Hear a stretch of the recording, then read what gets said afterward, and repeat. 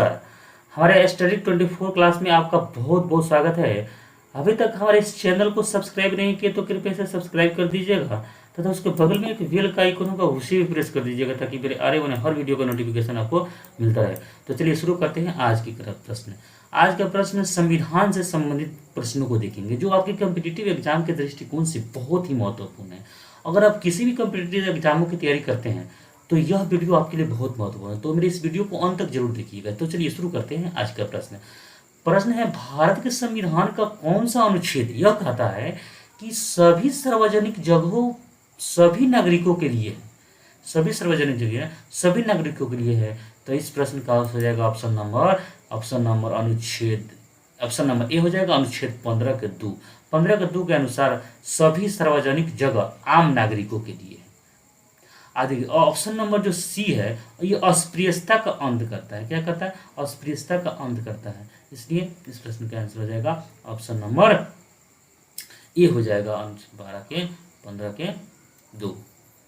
निम्नलिखित में से निम्नलिखित कथनों पर ध्यान दीजिए। उपराष्ट्रपति जो राज्यसभा के पदेन अध्यक्ष भी है और संसद का सदस्य नहीं है, ये तो गलत लग रहा है। उपराष्ट्रपति जो राज्यसभा के पदेन अध्यक्ष भी होता है, राज्यसभा के पदेन अध्यक्ष भी है, लेकिन संसद का सदस्य नहीं है, लेकिन यह गलत दिया हुआ है। संसद का सदस्य होता है, नहीं राज्यसभा का सदस्य होता है, तभी तो उपराष्ट्रपति बनता है।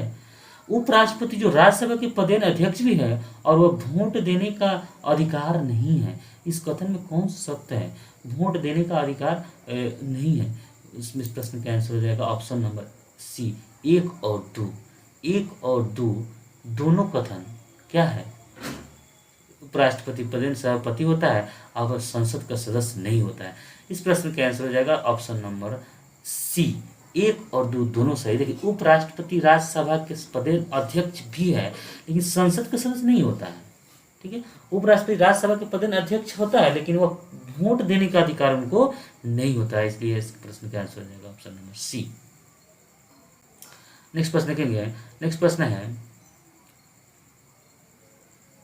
निम्नलिखित में से कौन यह निश्चित करता है कि भारत में सशस्त्र बलों के सदस्यों के लिए मौलिक अधिकार कैसे लागू किए जाते हैं? सशस्त्र बलों के लिए सदस्यों के लिए मौलिक अधिकार कैसे लागू किए जाते हैं? तो प्रश्न का आंसर हो जाएगा संसद के द्वारा। कोई भी मौलिक अधिकार संसद के द्वारा लागू किया जाता है। किसके द्वारा? संसद के द्वारा लागू किया जाता है। भारत के संविधान में कौन सा शब्द नहीं है? देखिए समानता है, स्वतंत्रता है, न्याय है, गौरव नहीं है। इसलिए इस प्रश्न का हो जाएगा ऑप्शन नंबर सी। भारतीय संविधान की प्रस्तावना इस प्रकार है। देखिए सी गौरव नहीं है। भारतीय संविधान की प्रस्तावना इस प्रकार है, हम भारत के लोग। प्रस्तावना क्या है? देखिए भारतीय संविधान की प्रस्तावना पढ़िए। देखिए प्रस्तावना पढ़ना बहुत जरूरी है। हम भारत के लोग भारत को एक संपूर्ण प्रभुत्व संपन्न साम्राज्यवादी पंथ निरपेक्ष लोकतंत्रात्मक गणराज्य बनाने के लिए तथा उसके समस्त नागरिकों को न्याय, सामाजिक, आर्थिक और राजनीतिक विचार, अभिव्यक्ति, विश्वास, धर्म, उपासना की स्वतंत्रता, प्रतिष्ठा और अवसर की समानता प्राप्त करने के लिए तथा उन सब में व्यक्ति की गरिमा, राष्ट्र की एकता, अखंडता सुनिश्चित करने वाली बंधुता बढ़ाने के लिए दृढ़ संकल्प होकर अपनी इस संविधान सभा में आज तारीख 26 नवंबर 1949 ईस्वी को एतद द्वारा इस संविधान को अंगीकृत, अधिनियमित और आत्मसमर्पित करते हैं। देखिए 26 नवंबर 1949 को हमारा संविधान का अंगीकृत किया गया और 1950 से 26 जनवरी 1950 से हमारा संविधान पूरे भारत पर लागू हो गया। तो इसमें इसमें क्या है? इसमें समानता भी दर्शाया गया है। यहाँ समानता है, कहाँ पे? समानता भी दर्शाया गया है। उसके बाद में स्वतंत्रता भी दर्शाया गया है। यहाँ समानता है, स्वतंत्रता और न्याय भी है, लेकिन गौरव नहीं। इसलिए प्रश्न का आंसर ऑप्शन नंबर सी हो जाएगा। जब मंडल आयोग बनाया गया, क्या? जब मंडल आयोग बनाया गया उस समय प्रधानमंत्री कौन थे? देखिए मंडल आयोग बना था, एक मंडल आयोग बना था, उसके प्रधानमंत्री कौन थे? तो सी विश्वनाथ प्रताप सिंह थे। कौन थे? मंडल आयोग 1989 ईस्वी में मोरारजी देसाई सरकार द्वारा बीपी मंडल के नेतृत्व में दूसरी पिछड़ी जातियों के लिए बनाया गया। इसमें 1980 में अपनी रिपोर्ट पेश की गई और 3743 जातियों को पिछड़ी जाति में बताया गया। और 1990 में बीपी सिंह ने अन्य पिछड़ा जातियों को 27% आरक्षण दिया। समाजवादी शब्द भारतीय संविधान में अंतर्निहित था।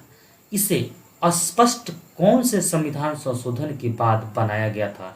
तो इस प्रश्न का आंसर हो जाएगा 42वां संविधान संशोधन 1976 में हुआ था। कब हुआ था? 42वां संविधान संशोधन 1976 में।